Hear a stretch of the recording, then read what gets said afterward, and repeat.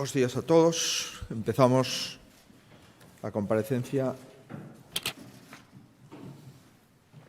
para informar das decisións que onte, xunto co Comité Clínico, adoptamos para seguir facendo fronte á pandemia de coronavirus que está afectando a maioría dos países do mundo. Como facemos sempre, que é preciso, vamos a pedirlle un esforzo adicional a todos os cidadáns de Galicia para preservar a súa saúde, as súas vidas, e, por suposto, tamén para preservar a situación hospitalaria do conxunto da comunidade autónoma. E como ven sendo habitual, os datos de esta mañá actualizados pasos a trasladarllos. 9.479 casos activos, a maioría, o 94,6%, están nos seus domicilios, preto de 9.000. O 4,6% se atopan hospitalizados, 438, e 73, o 0,8%, se atopan nas unidades de cuidados intensivos.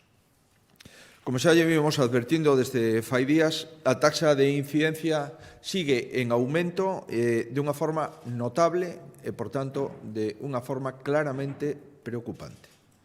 A 14 días a taxa sitúase en 325 por cada 100.000, sigue estando por debaixo da media estatal, que se sitúa por riba dos 454, pero é prácticamente o dobre da que había hai un mes.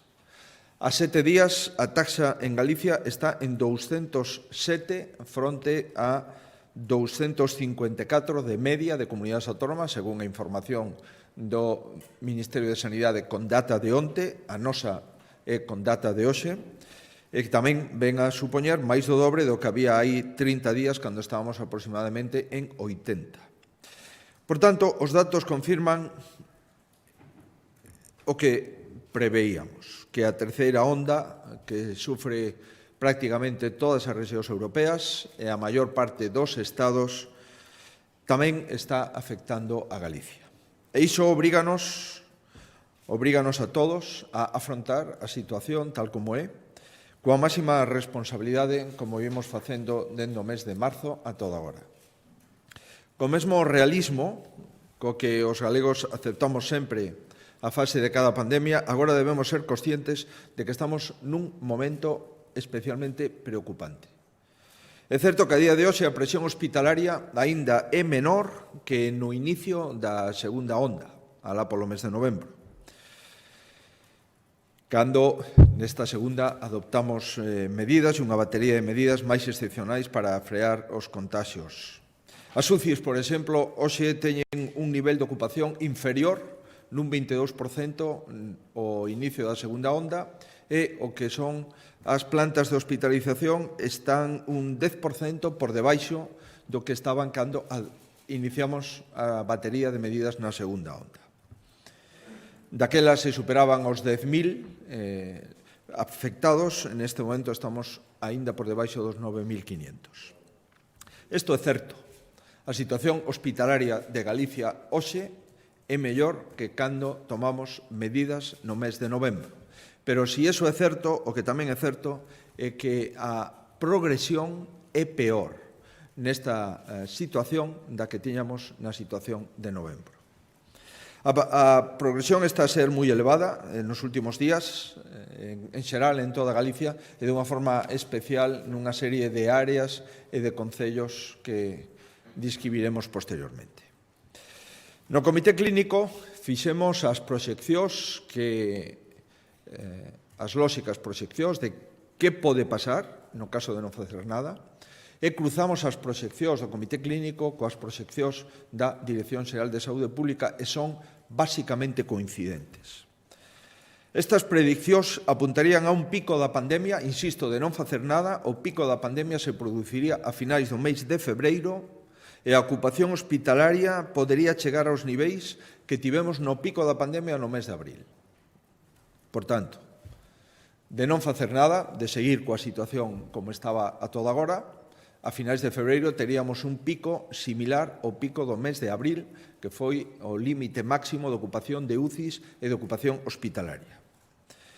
En cambio, se actuamos como vamos a facelo de forma inmediata, o pico desta nova onda podíamos adiantalo a finais do mes de xaneiro ou nas primeiras semana do mes de febreiro, seríamos quen de conter a presión hospitalaria en niveis inferiores ao pico que tivemos no mes de abril. E por estas razóns, polas proxeccións que contrastamos entre o Comité Clínico e o Servicio Galego de Saúde, nos vemos obrigados a tomar as decisións que vou a relatar.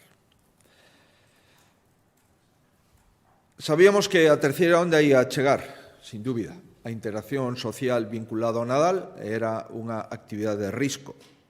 Mais as restriccións e as recomendacións que plantexamos, recomendacións que recordarán, non reunións fora dos contornos familiares, limitacións exclusivamente de mobilidade para facilitar esos contornos familiares. O certo, verdad, é que, como ocurriu tras o verán, a onda expansiva do virus está tendo un percorrido intenso. Debemos volver, por tanto, a actuar en consecuencia para facer fronte ao aumento dos contaxios e para facer fronte ao risco serio de incremento da ocupación hospitalaria. E como sempre fai o Comité Clínico, vamos a seguir e seguiremos actuando coa prudencia que aconsella a situación. Ningún dos expertos que asesora a Xunta de Galicia e, por suposto, ningún dos membros do Goberno da Xunta de Galicia ignoramos que as restriccións que vamos a impoñer supoñen efectos durísimos para determinados sectores económicos, para moitos empregos, para negocios e para o futuro de centenares de familias pola incertidume que se crea e polo peche ao que se verán obrigados total ou parcialmente os seus negocios. E por iso, aínda que desde que comenzou o ano fomos tomando medidas en función da incidencia de cada zona e tamén para blindar aos maiores máis vulnerables nas residencias, agardamos a ter unha aproximación completa aos efectos do Nadal, incluído o Nadal e as festas de fin de ano, e cando xa temos unha radiografía do que queremos e unha visión correcta da situación, é cando adoptamos as decisións que paso a comunicar de forma inmediata. Insisto, somos prudentes, pero tamén sempre tentamos actuar con capacidade de anticipación e de adaptación. Vamos a seguir incrementando a capacidade diagnóstica. Vamos a seguir facendo de forma continua e constante. É certo que loitamos ante un virus moi complexo, porque a principal preocupación son os asintomáticos, aquelas persoas que non teñen síntomas como consecuencia do período de incubación do virus. Aí é onde nos xogamos, sin dúbida, boa parte da evolución do virus. Vamos a seguir reforzando a prevención antes de que a situación sexa incontrolable, como estamos a ver en algúns lugares. Diríamos, por resumir esta primeira parte, que a situación é mellor da que tiñamos na onda de novembro, pero a tendencia é peor da que tiñamos na onda de novembro. Insisto, hoxe a situación hospitalaria é mellor, a situación das UCIs é mellor, pero a tendencia é máis preocupante que naquel momento. E, por tanto, vamos a volver a anticiparnos tomando as medidas consecuentes. Comunícolles que o Comité Clínico solicita aos galegos a máxima prevención que se vai a extender probablemente ata mediados do mes de febreiro. Máxima prevención que se inicia dende esta medianoite do xoves ao venres en toda Galicia e estará comprendida nos dous niveis máis altos de protección. Os dous niveis máis altos de protección do protocolo aprobado xa fai meses. Con carácter xeral, o nivel medio alto se aplica en toda a comunidade autónoma. Non hai ningún concello, aínda que presente unha situación razonable e incluso boa, que non estea sometida a niveles de restricción medios altos. En as zonas de maior incidencia se aplica a máxima restricción do protocolo. Vamos a manter o peche da comunidade que se decretou xa algunhas semanas e que sigue en vigor. En canto ás medidas xerais, O que significa o nivel medio. Creo que todos os medios de comunicación saben o que significa o nivel medio porque está protocolizado e é público e notorio, pero co obxeto de recordalo nos gustaría trasladalo outra vez. A recomendación básica para todo o mundo é que se faga o esencial, exclusivamente o esencial. É dicir, acudir ao médico, acudir aos colexios, acudir ao cuidado de maiores e menores, acudir aos comercios para a compra de necesidades e enseres indispensables e, por suposto, acudir con normalidade ao traballo, eso sí, facendo fincapé en que se recupere ao máximo o teletraballo sempre que sexa posible. A partir de aí, hai determinadas restriccións que deben coñecer e cumprir de forma escrupulosa, polo ben de todos, que son as seguintes. As reunións tanto privadas como en centros públicos será de un máximo de 4 persoas. Insisto, as reunións privadas ou públicas non deben de superar as 4 persoas. O toque de queda se adianta ata as 22 horas. En coherencia con esta última decisión, horario de peche do comercio máximo ás 21:30 horas.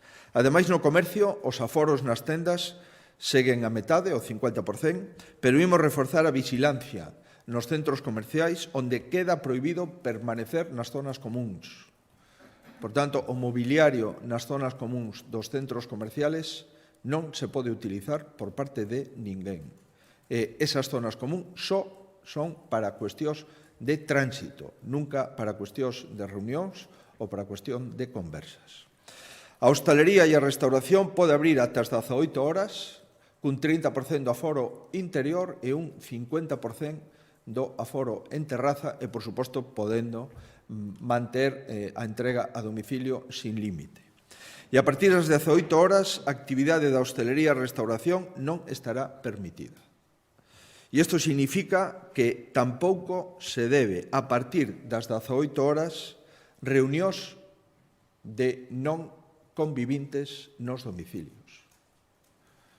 Facemos fincapé nesta recomendación. Non se debe, en ningún caso, de ter reunións de non convivintes nos domicilios a partir das 18 horas e, por suposto, a recomendación a extendemos durante todo o día. No domicilio está a unidade familiar. Non se pode sustituir as reunións ou os encontros que se permiten na hostelería ata as 18 horas por reunións ou encontros de non convivintes nos domicilios a partir das 18 horas. Senón, o único que faremos será autoenganarnos e non parar o incremento da pandemia. Recordamos, en centros recreativos turísticos ou similares, o 50% de aforo e cando haxa grupos de 4 persoas como máximo. Insisto, o das 4 persoas como máximo. As actividades deportivas non federadas, tamén grupos dun máximo de 4 persoas, e nos espacios interiores o aforo tampouco pode superar o 50%. Cines, teatros e auditorios, sempre sentados, mantendo a distancia de seguridade, cun límite máximo de 250 persoas en espacios pechados e 500 persoas en espacios ao aire libre. E as visitas hospitalarias se circunscribe a unha persona por paciente en todos os hospitais do Servicio Galego de Saúde, salvo casos absolutamente excepcionais que se concretarán na instrucción que o Servicio Galego de Saúde remitirá de forma inmediata a todos os centros hospitalarios da comunidade autónoma. Respecto á mobilidade, os concellos que se atopen neste nivel medio alto non se pechan. Agás, polo seu volumen de tránsito, nas 3 cidades que siguen en nivel medio alto, é dicir, nas cidades onde se permite a hostelería ata as 18 horas, que son exclusivamente Lugo, Pontevedra e Vigo. Nestos casos, nas cidades, nestos 3 casos, sí se pecha a nivel municipal, dado o impacto de número poblacional e o impacto que supón manter as cidades abertas. A recomendación que pedimos que sigan é que se limite a mobilidade o máximo posible. Insisto, é certo que nestos concellos, salvo nas 3 cidades, non se van a pechar perimetralmente, pero a recomendación é que se evite a mobilidade innecesaria. Dado que a hostalería pecha ás 18 horas, o lóxico é que nos demos conta de que absolutamente impropio facer visitas a domicilios onde volvemos a insistir, a recomendación é que sexa exclusivamente a unidade familiar a que se atope nos domicilios e, polo tanto, que a mobilidade se circunscriba exclusivamente por razóns laborais, por razóns educativas, por razóns sanitarias e para acudir ao comercio para a compra de enseres necesarios. Isto é o que afecta a maior parte da comunidade autónoma nivel medio-alto. Pois ben, no caso de lugares, municipios con tendencia a alza, pero especialmente intensa esa tendencia e con incidencias superiores a 250 nos últimos 14 días por 100.000, decretamos o nivel máximo de restricción. Estas zonas deben ter, en opinión do Comité Clínico, a máxima vigilancia. Son 33 concellos de máis de 10.000 habitantes, que representan unha incidencia acumulada a 14 días superior a 250 ou que evolucionan rapidamente cara a ese nivel. A eles se suman outros 27 municipios de menos de 10.000 habitantes nos que o Comité considera preciso que teñan restriccións a nivel máximo e limitada a mobilidade, a luz das circunstancias especialmente graves que concorren en estes municipios de menos de 10.000, pero que se moven en unidades poblacionais próximas a esos 10.000 e que a súa incidencia a 3, a 7 e a 14 días é especialmente preocupante. Por tanto, estamos falando de 60 concellos con restriccións máximas que estarán nas vindeiras semanas neste nivel máximo de restricción. Na provincia da Coruña, 30 concellos. A Coruña, Arteixo, Cambre, Culleredo, Oleiros, Carballo, Santiago de Compostela, Ames, Ribeira, Boiro, Rianxo, Noia, Ferrol, Narón, Fene, Cee, Camariñas, Cerceda, Laxe, Vimianzo, Cabanas, Pontedeume, Ortigueira, Outes, Porto do Son, A Porra do Caramiñal, Melide, Oroso, Trazo e Val do Dubra. Na provincia de Lugo, 3 concellos, Vilalba, Viveiro e Xove. Na provincia de Ourense, 7 concellos, Ourense, Barbadás, Carballiño, Verín, Allariz, Monterrei e Xinzo de Limia. E na provincia de Pontevedra, 20 concellos, A Estrada, Pollo, Bueu, Moaña, Baiona, Ponteareas, Redondela, A Guarda, Tomiño, Tui, Vilagarcía, Vilanova, a Illa de Arousa, Valga, Pontecesures, Caldas de Reis, Cuntis, Oia, O Rosal e Salvaterra do Miño. Nestas zonas que acabo de referir, nestes 60 concellos, vive o 47% da poboación. E a diferencia do resto, as reglas son o interior dos centros da hostelería e restauración permanecerán pechados e só se permitirá a atención nas terrazas ata as 18 horas e entrega a domicilio sin límite. Os establecementos de xogo non poderán abrir as súas portas, os centros comerciais reducirán o aforo en tendas o 30%, quedando prohibido a presencia de persoas salvo para deambular en zonas comúns. A mobilidade non se permitirá salvo no perímetro municipal de cada concello e, por tanto, quedan aillados de forma individual. Esta restricción de mobilidade, como dixen anteriormente, se aplicará, como indicaba, nas cidades de Pontevedra, Vigo e Lugo, que, aínda que non quedan en restricción máxima, están en restricción medio-alta. Nos casos de Pontevedra e Vigo, o Consello de Sanidade dirixiuse aos alcaldes fai uns minutos para comentar con eles a posibilidade de metelos xa en restricción alta ou mantelos en restricción media-alta, dada que a súa evolución é unha evolución preocupante. E, por tanto, non descartamos que nos próximos días podan pasar de restricción media-alta a restricción máxima. Despois de unha conversa e dun intercambio de opinión entre os alcaldes e o conselleiro, os alcaldes solicitan manter as súas cidades en situación media-alta, é dicir, mantendo a hostelería ata as 18 horas, e os datos epidemiolóxicos neste momento o permiten, pero advertimos que todo parece indicar que nos próximos días podemos ter tensións e vernos na obriga de restringir ao máximo a hostelería tamén nesos lugares. En todo caso, insisto, foi unha conversa de absoluta cordialidade e a petición dos alcaldes e porque, ademais, poden entrar de acordo co protocolo, consideramos que Vigo e Pontevedra, que están nunha situación preocupante, aínda se poden manter en situación media, é dicir, hostelería ata as 18, e Lugo é a mellor cidade de Galicia e entendemos que esa non corre risco, polo menos nos próximos días, de ter unha restricción máxima. Por tanto, os concellos perimetrados, considerando que se van a perimetrar as 7 cidades, representan o 64,3% da poboación.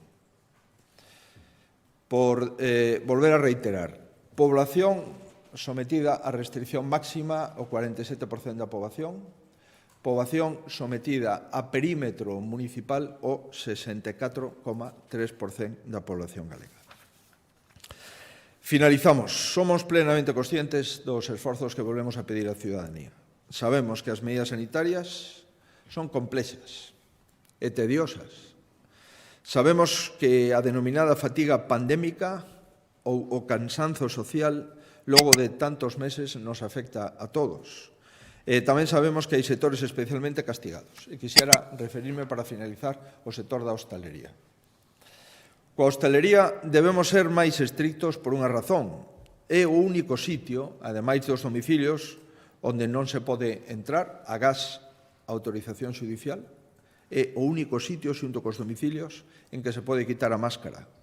E iso, lóxicamente, incrementa o risco exponencial.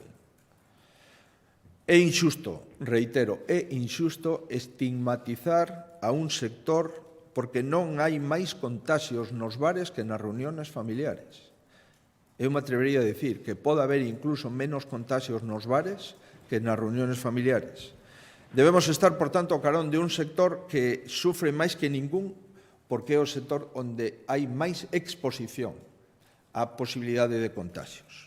A hostelería e outros moitos negocios afectados polas restriccións, o turismo, os centros de ocio, tamén, de forma indirecta, os comercios, están a pasalo mal. Vamos a seguir tentando mitigar o seu sufrimento con axudas específicas. Fixémolo todo agora. Prácticamente todos os países europeos e todas as comunidades, sin excepción, están a aplicar medidas sanitarias restrictivas a todos os sectores da hostelería. E Galicia e as comunidades autónomas que máis está a apoiar o sector a través das axudas directas, polo menos a toda agora.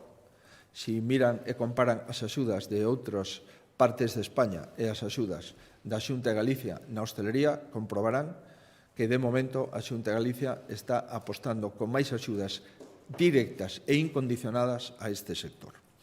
Nunca na historia da Xunta de Galicia unha orden de axuda se tramitou e se pagou con tanta axilidade.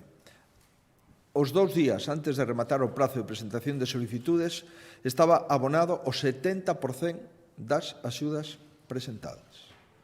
Máis de 14.700 negocios de hostelería reciberon apoio económico directo xa.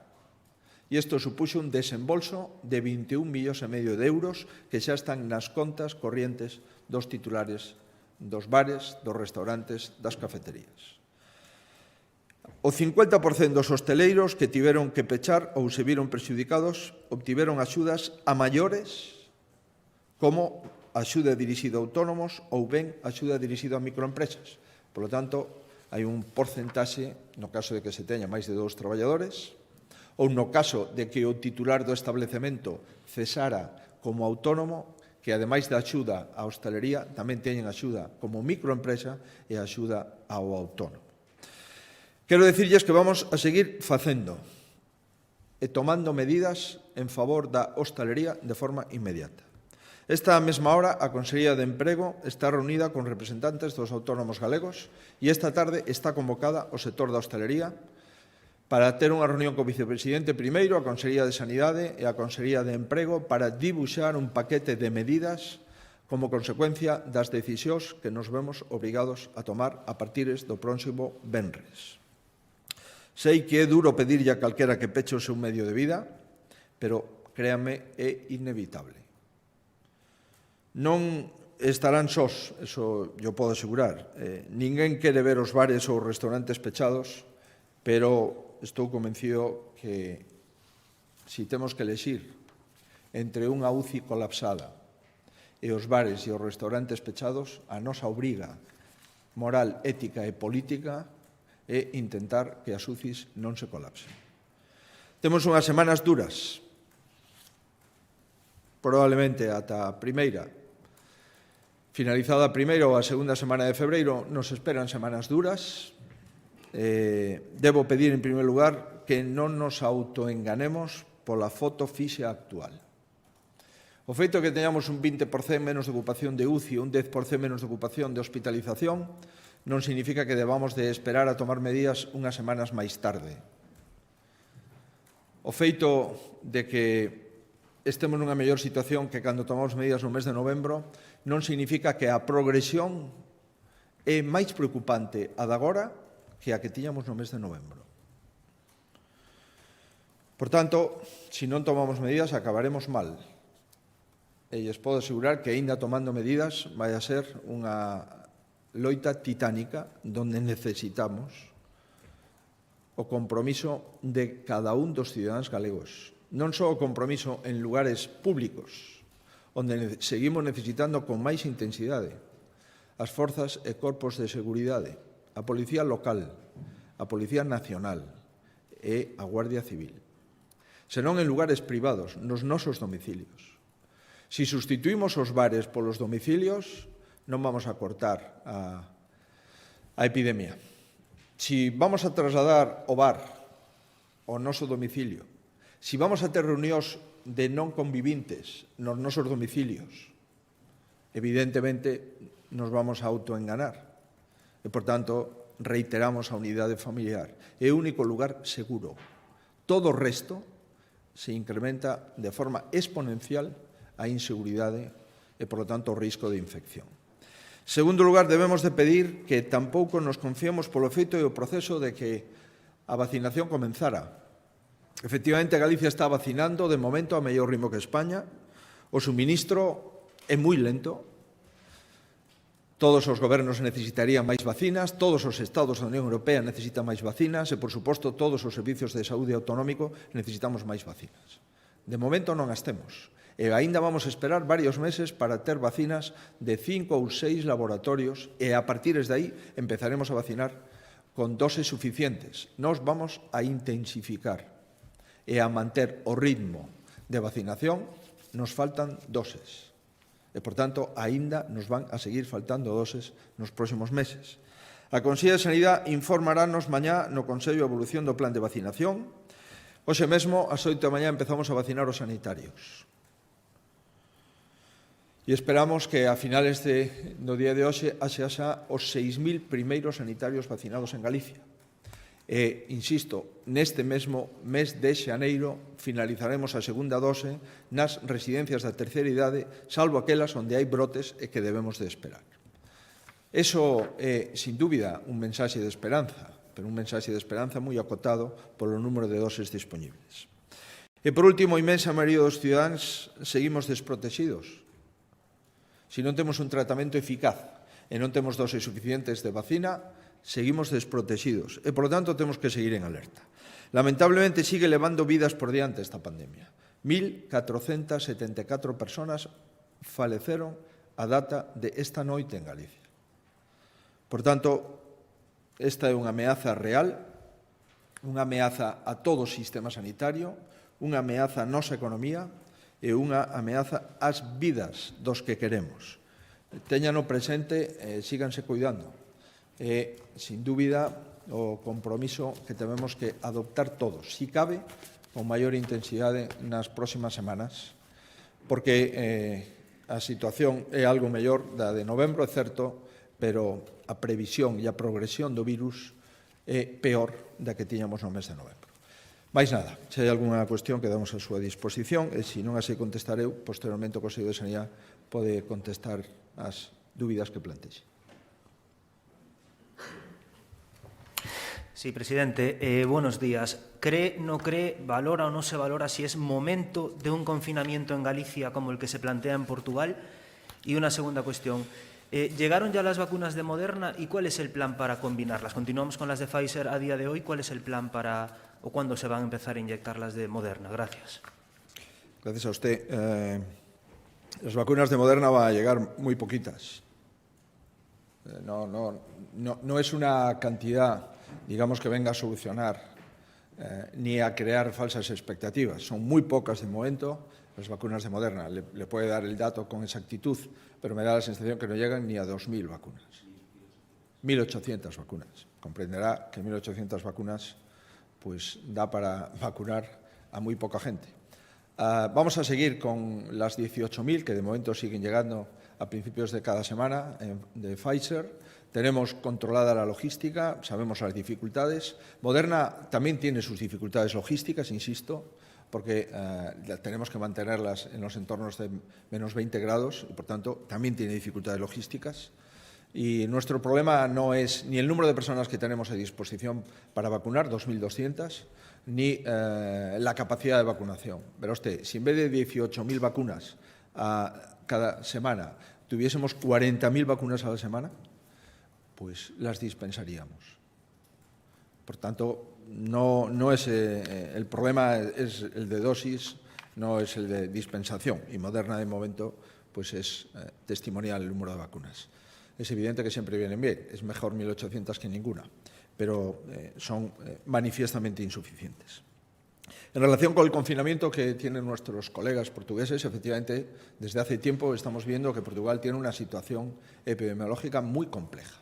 Y si se fija usted, cuando vea bien qué es lo que está ocurriendo en los ayuntamientos pegados a Portugal, especialmente Verín, Tui y Salvaterra do Miño, es exponencial el incremento de tasa de incidencia en esos ayuntamientos colindantes con Portugal.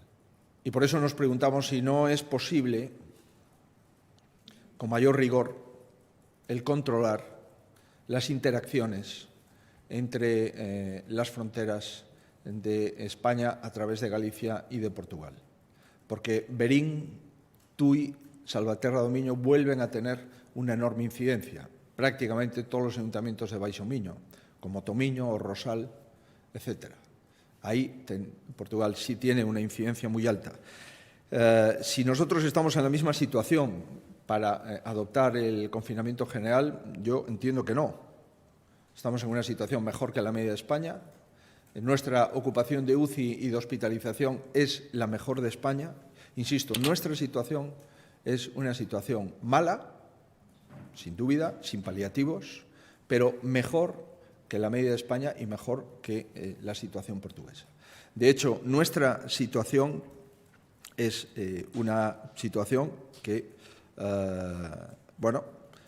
estábamos, vuelvo a reiterar, en hospitalización, que es el determinante final, en una situación mejor que el 30 de noviembre. Por tanto, no creo yo que tengamos que hacer un confinamiento general de la población.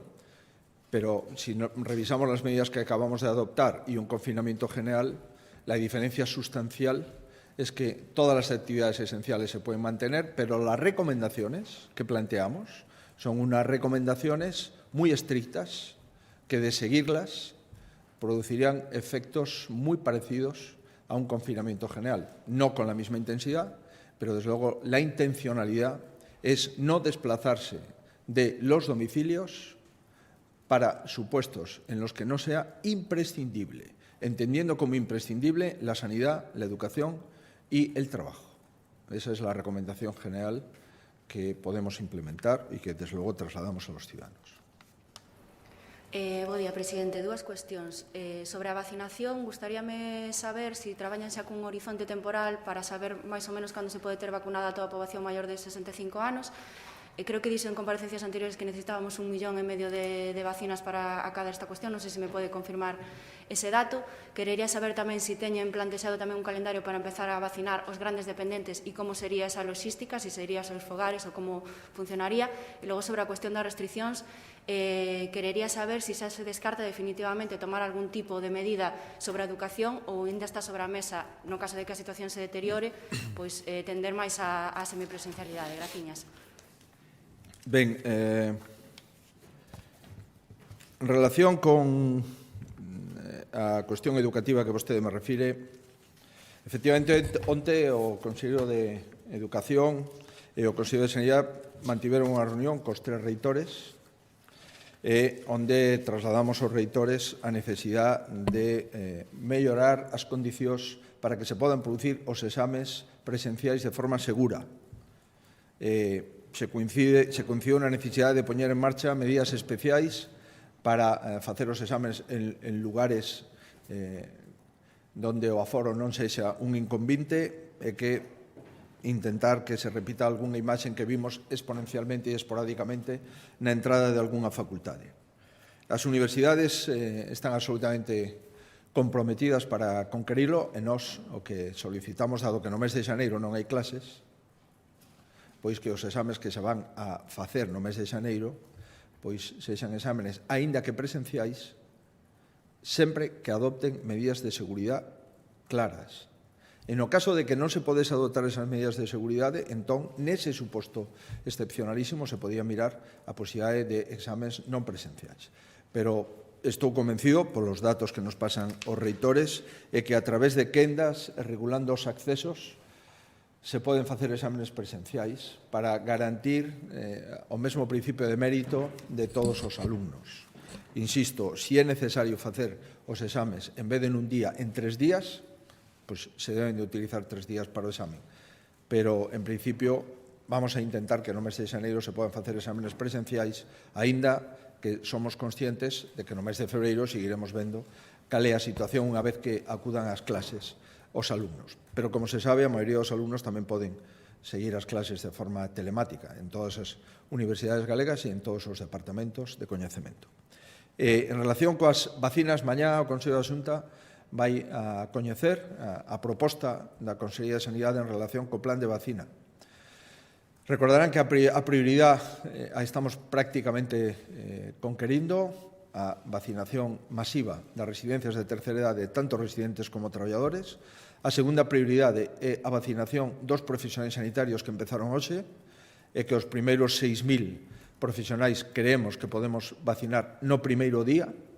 Temos unha plantilla de 40.000 no Servicio Galego de Saúde, máis personal que traballa en empresas de limpeza, de conservación, etc., dentro das instalacións sanitarias e, posteriormente, efectivamente, miraremos a situación dos grandes dependentes. Esta sería a terceira prioridade, pero dunha forma máis concreta poderemos dar mañá información ao respecto. Sí, presidente, bo día. En relación ás restriccións, a marxe dese peche perimetral que, se non entendín mal, agora se vai aplicar de xeito individual nas cidades galegas, non sei se me podería aclarar que vai ocorrer co resto do, digamos, o conxunto dos 60 concellos aos que fixo referencia na súa intervención, se tamén serían peches, digamos, individuais ou habería, en algún caso, algún tipo de almendra, e despois porque, digamos, que na parte de Galicia na que se vai aplicar o nivel medio-alto das restriccións se opta por, digamos, eliminar o peche perimetral que ata agora sí que se estaba aplicando neste nivel. E despois, en relación ao plan de vacunación que empezan agora cos sanitarios, quería saber un pouco cal vai ser a forma de actuar da Xunta no caso daqueles sanitarios que non se queiran vacinar, e que pasará no caso deses sanitarios que, ao mellor, agora non se queren vacinar por algún motivo, pero sí o queren facer posteriormente. Grazas. Ben, vamos a ver, en relación coa vacina e as persoas profesionais sanitarios que nos podan mostrar as súas dúbidas sobre a vacina, primeiro, non esperamos que se produza ese tipo de conductas.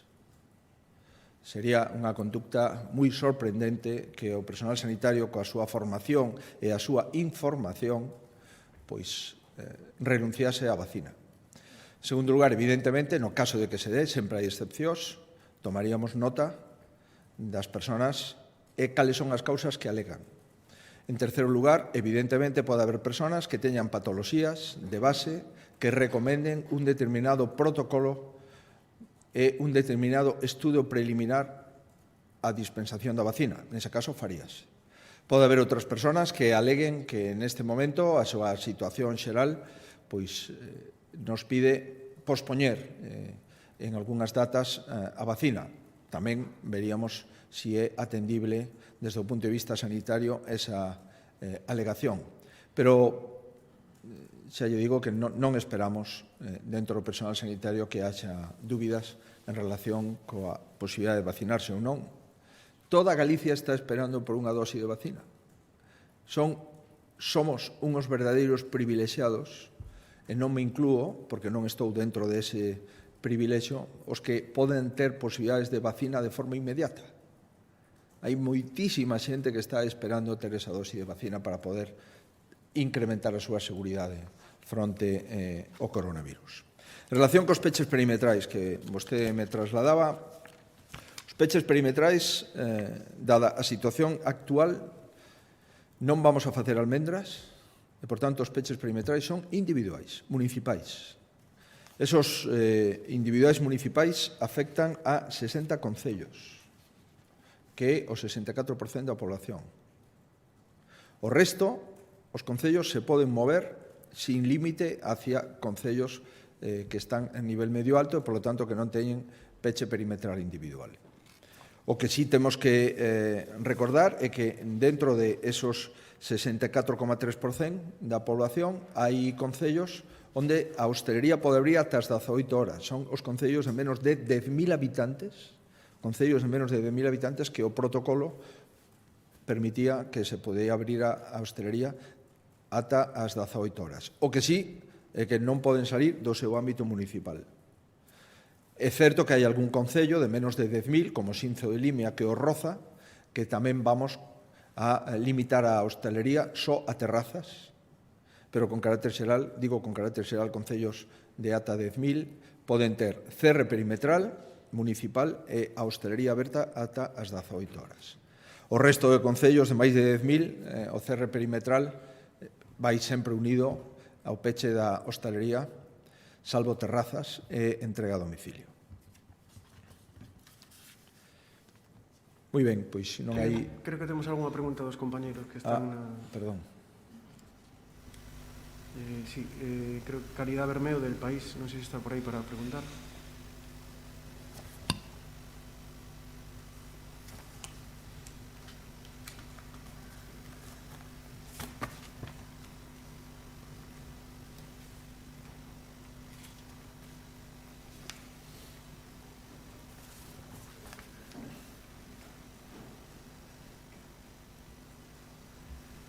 Sí, Caridad, ¿estás por ahí?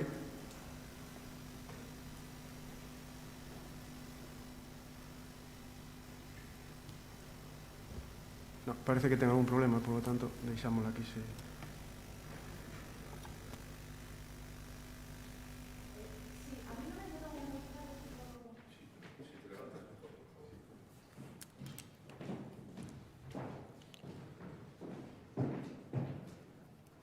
Quedou moi claro o tema das persoas dos fogares.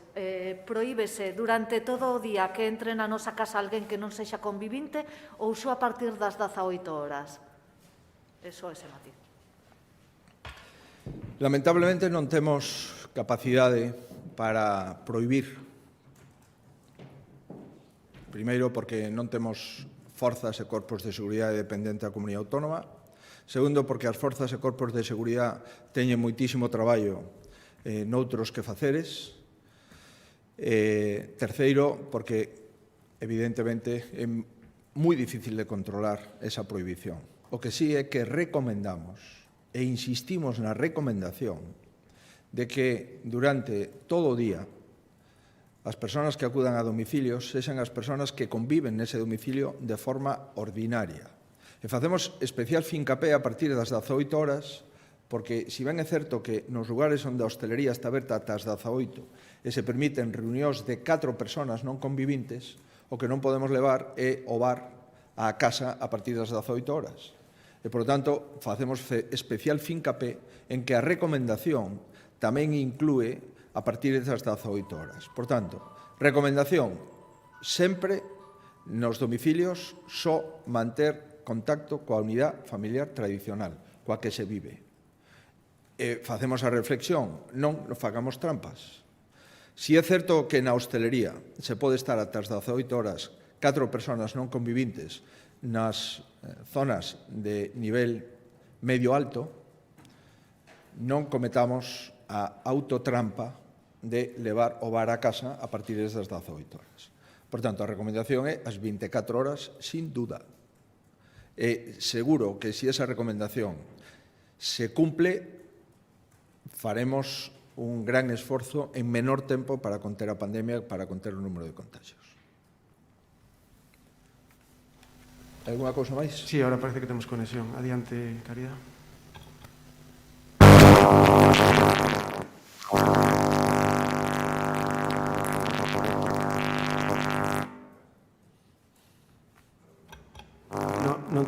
No te escuchamos, no te escuchamos, Caridad.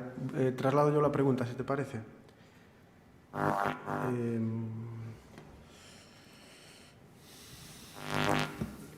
La tengo yo por aquí, que me la acaba de mandar. Era si se ha tenido que posponer o aplazar alguna operación en los hospitales gallegos a causa de este repunte de los casos. Mire, con carácter general no se han aplazado en los complejos hospitalarios actividad quirúrgica. En algunos casos puntuales, en algún hospital concreto, sí hemos tenido que aplazar alguna de ellas, pero todos los bloques quirúrgicos de los hospitales gallegos están funcionando en principio con actividad programada. Es verdad que en algún caso concreto, en algún hospital concreto, alguna operación sí se ha aplazado por razones de ocupación en planta y sobre todo en aquellos hospitales donde las unidades de cuidados intensivos están en fase de ampliación, pero que todavía no ha finalizado esa ampliación, es decir, está en obras y, por tanto, hay más tensión en las unidades de cuidados intensivos. Tenemos que dejar siempre un porcentaje de UCI previsto para la patología COVID y no podemos ocuparla por actividad programada.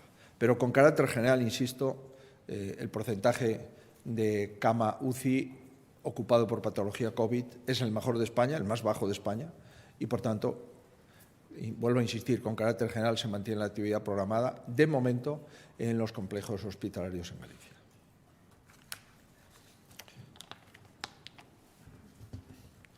Moi ben, pois vamos a cumplir entre todos e a salir desta situación. Espero que nas próximas semanas. Moitísimas gracias pola súa atención e pola súa información.